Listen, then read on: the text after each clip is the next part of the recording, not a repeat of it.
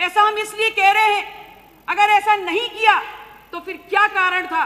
कि इस देश की उच्च शिक्षा संस्थानों में समानता के भाव को उजागर करने के लिए जिस यूजीसी इक्विटी रेगुलेशन 2026 को संसदीय समिति के संस्तुति के बाद और कोर्ट के निर्देशानुसार पे यूजीसी बिल ने सामने लाया, क्यों आपने उसको ला करके सर्वप्रथम पिछड़ा और वंचित समाज को एक मुस्कुराने का अवसर दिया और उसके बाद सोची समझी रणनीति के तहत आपने सड़कों पे तनाव करने का काम किया और उसके बाद उसको न्यायपालिका के पेचीदा घुमाव में आपने फंसाने का काम किया। क्या मिला आपको ये करके? क्या हासिल किया भारतीय जनता पार्टी की सरकार ने? इस अधिनियम के लागू होने के बाद जहां वर्षों से चले आ रहे वंचित और अगड़ा समाज के बीच की खाई को पाटा जा सकता था, बड़ी सहूलियत से पाटा जा सकता था, वहां आपने इस खाई को और गहरा करने का काम कर दिया। ये तो बात वही हुई कि चित भी अपनी और पट भी अपनी। माननीय अध्यक्ष जी,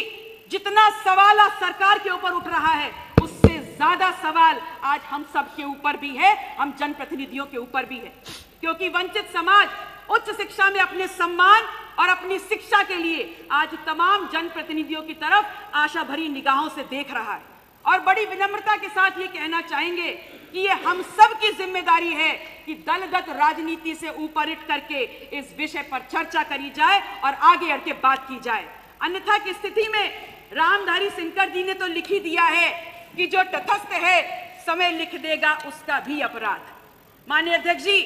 मैं भविष्य वक्ता तो नहीं हूं, लेकिन एक बात जरूर कह सकती हूं, इस बात को याद रखिएगा और ये सदन भी इस बात को याद रखेगा कि जिस भारतीय जनता पार्टी ने इस यूजीसी इक्विटी बिल 2026 को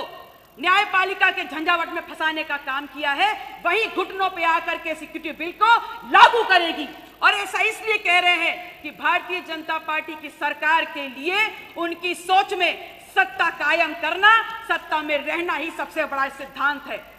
इस इक्विटी बिल को लाना,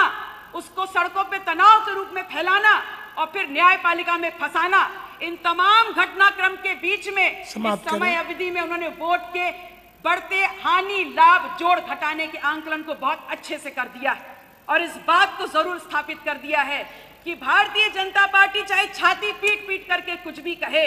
लेकिन उसका हर कदम सुधार नहीं होता, उसका हर कदम रिफॉर्म नहीं होता। और इस बात को भी पुख्ता कर दिया है कि इस देश के किसी भी कोने में होने वाला बदलाव सिर्फ भारतीय जनता पार्टी तक सीमित नहीं है और उनकी सोच तक बंधा नहीं हुआ है।